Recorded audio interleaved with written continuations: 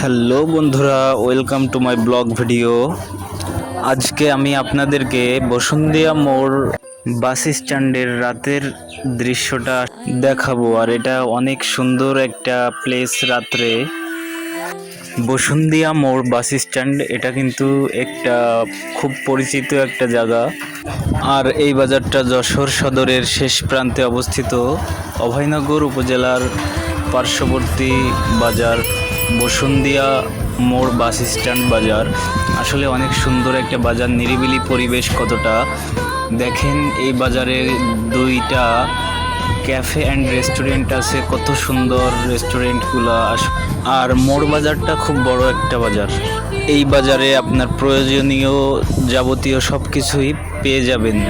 আর এই বাজারে কিন্তু ঈদের শপিং করতে অনেক দূর দূরান্ত থেকে মানুষ আসে, কারণ এখানে অনেক নতুন নতুন উন্নত মানের জিনিসপত্র পাওয়া যায়।